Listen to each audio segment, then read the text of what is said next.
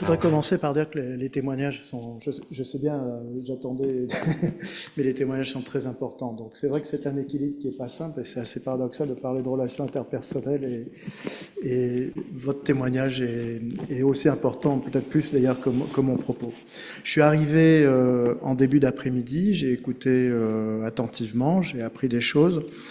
J'arrive un peu à la conclusion que vous avez quand même de la chance, parce qu'il y a un côté un peu morose évidemment dans le sujet, mais en même temps vous avez de la chance parce que moi quand j'ai fait mes études en tant qu'interne à la Sciences publiques hôpitaux de Paris, dans les plus grandes facs, à Necker, Cochin, quand je suis devenu interne, ça a été une des raisons pour lesquelles j'ai pas voulu poursuivre dans la voie, si je puis dire, classique, alors qu'on est assez endoctriné pendant 7 ans pour devenir PUPH. C'est que j'avais le sentiment, on était dans peut-être les premières générations, où je savais que j'étais pas sûr d'être prof universitaire, mais par contre j'étais sûr, moi j'avais l'expression de faire les écuries d'Augias pendant des années, c'est-à-dire d'être dans des relations humaines que je considérais assez archaïques, dans des situations dont certaines ont été évoquées. Ce qui est peut-être un peu affligeant, c'est d'un côté de se dire que ça a plutôt progressé dans le mauvais sens que régressé en 30-40 ans. Donc ça, c'est vraiment inquiétant. Ce qui est positif, c'est des journées comme ça, et je tiens à saluer SPS, parce que c'est là où vous avez de la chance, c'est qu'à mon époque, ça n'existait absolument pas, ce genre de réunion et ce genre de prise de parole, de prise de conscience, ces témoignages qui sont importants. Les violences, sans doute pas dans les mêmes proportions, mais existaient déjà avec une sorte de culture carabin que vous connaissez comme moi. Bon, donc je pense que c'est quand même de ce point de vue-là une grande avancée qui est des réunions, et normalement on le fait en conclusion de la conclusion, mais je commence en introduction de la conclusion pour saluer SPS pour tous les efforts que vous fournissez. Je vais être bref pour pas augmenter votre souffrance en fin de journée.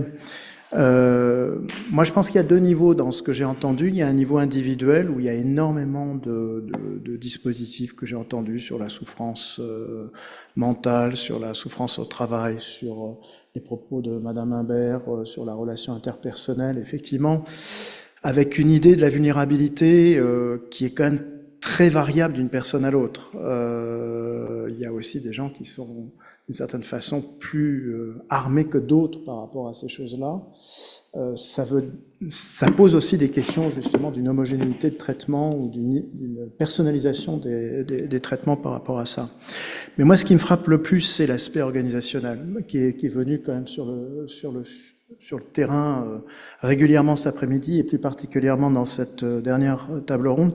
Ça me frappe beaucoup parce que je pense qu'il y a de mon point de vue, c'est pas un sujet qui est assez investi. C'est-à-dire qu'on en parle, on dit qu'il faut des formations en management, etc., mais ce n'est pas assez compris et ce n'est pas assez travaillé selon l'activité telle qu'elle est vécue au quotidien. Je ne dis pas ça contre les ARS et contre les institutions, parce que je sais que vous faites des efforts et vos propos en ont témoigné, mais il faut partir de l'activité telle qu'elle se déroule au quotidien.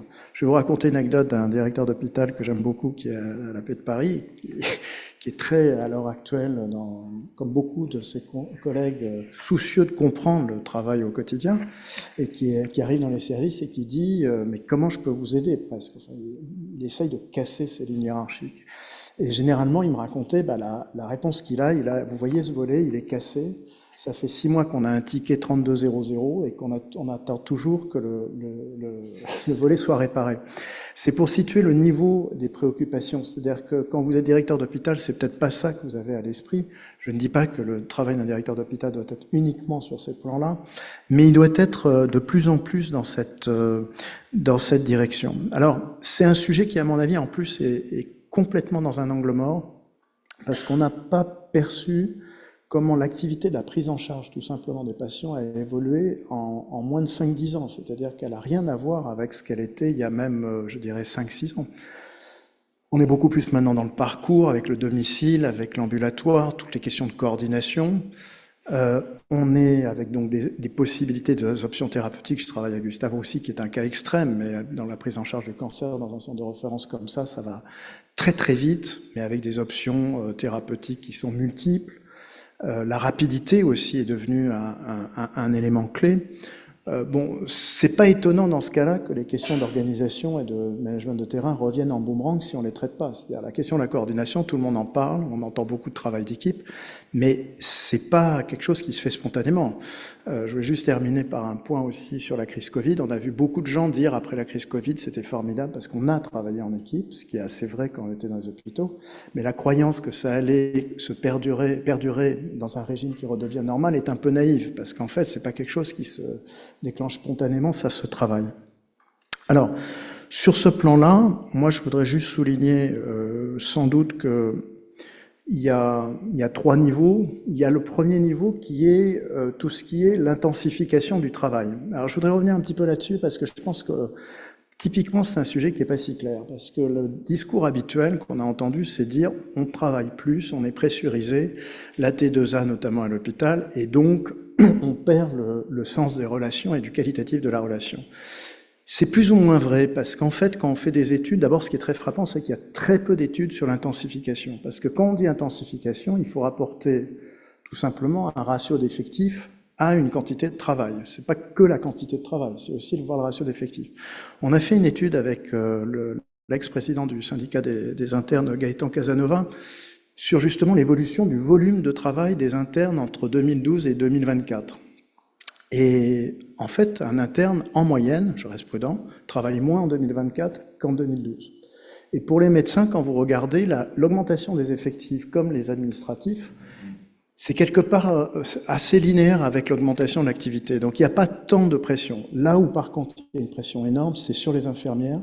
Ça, c'est vrai que les soignants, infirmiers et autres métiers ont beaucoup souffert dans ces 10 dernières années en termes de ressources. Mais tout ça pour dire que il faut rester assez prudent sur l'intensification. Le volume horaire en lui-même est peut-être pas si excessif que ça. Ce qui est dur, par contre, c'est la manière dont c'est traité au sein des organisations, à commencer par les hôpitaux, où on demande en fait à faire des 100 mètres d'une manière répétée.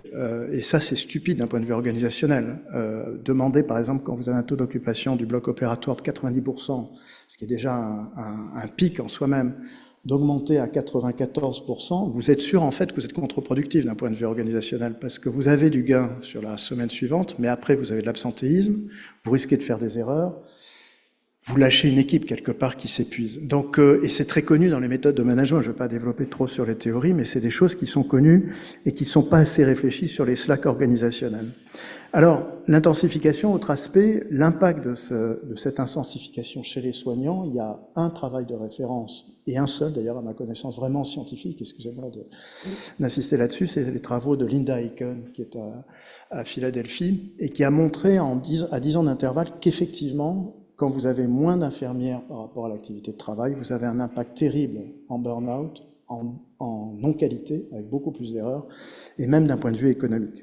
Donc il y a cette étude qui est vraiment de référence, il n'y en a pas 36, et je ne peux qu'inviter à pousser dans cette direction sur la compréhension même de ces aspects sur l'intensification. Le deuxième point qui a été souligné, c'est rapport vie privée, vie professionnelle. J'y mets dedans beaucoup de choses que vous avez soulignées sur le sport, sur le kickboxing, Valérie, sur également la piscine du mardi soir au niveau des infirmières. J'essaye de personnaliser mon propos, mais j'ai peur de me tromper de prénom, comme vous l'avez souligné, donc je vais faire attention. Mais il n'y a pas que ça, il y a la crèche, il y a un champ d'innovation à ce niveau-là qui est énorme. Moi, je sais que dans les structures privées, par exemple, les groupes, actuellement, ils proposent des packages d'installation pour les jeunes étudiants, les internes, où on se pose la question du conjoint, etc. Je crois que là, il y a un champ très important et qui doit être développé, et je pense que les ARS en ont conscience aussi, évidemment. Le troisième point, c'est, je reviens sur le management, et je voudrais préciser quelques points sur le management, parce que, au fond, là-dessus, on parle de travail d'équipe. Je passe sur le harcèlement, qui est un sujet majeur. On l'a vu également dans les études avec les internes, le syndicat des internes à l'époque. La conclusion n'était pas tellement que c'était l'intensité du travail, mais que c'est le contenu du travail qui est complètement dégradé. Alors dedans, il y a toutes les violences que vous avez citées, encore une fois avec beaucoup de respect par rapport à vos témoignages, mais il y a aussi ce qu'on peut appeler le glissement des tâches. Vous avez cité l'encadrement. Sur l'encadrement, c'est vrai qu'il y a un manque de ressources, mais il n'y a pas que ça. Il y a aussi une prise de conscience des pilotes de gouvernance. Je ne peux pas m'empêcher d'envoyer une pique à mes collègues PUPH, c'est que vous êtes nommé encore PUPH et donc encadrant d'une équipe sur les titres des travaux de recherche, pas forcément sur vos capacités managériales. Il ne faut pas s'étonner que de ce fait, vous retrouviez sur des questions où il n'y a pas de prise de conscience sur ce que veut dire un vrai encadrement d'un junior par un senior.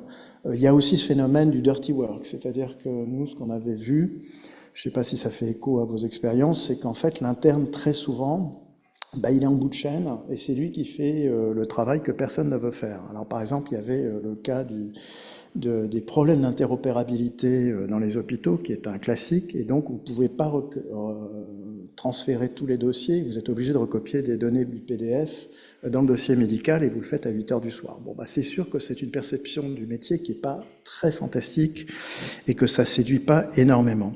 Sur les hiérarchies, je veux aussi souligner, il y a l'histoire des tableurs Excel, mais il me semble qu'il y a aussi parfois une vision mal comprise de ce qu'est le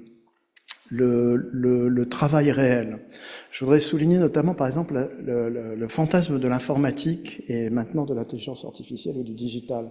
Il y a un paradoxe dans les hôpitaux depuis des années, c'est qu'en fait, qui est tenu par les responsables politiques, je ne sais pas si vous avez la possibilité de transmettre le message, mais quand vous avez un responsable politique qui parle du fardeau administratif, il vous dit on va le résoudre avec du zéro papier grâce à la technologie.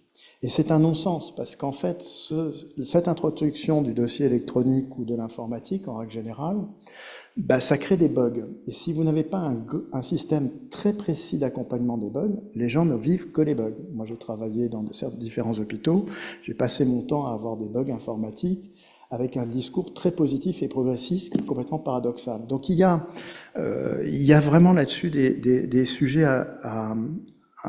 sur lesquels il faut prendre conscience. Alors je voudrais juste terminer sur ces questions de management en disant au fond, il y a vraiment, on va parler de formation au management, je pense qu'il y a une vraie politique à faire de management de terrain.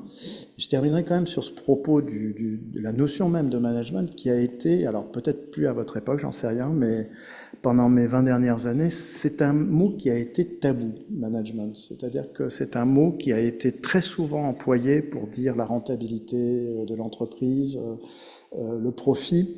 Alors, c'est pas du tout de cela qu'on parle maintenant. C'est un management de terrain. C'est de comprendre ce qui se passe sur le terrain, comment deux personnes dans leur relation interpersonnelle arrivent à travailler ensemble. C'est assez, à mon avis, fondamental.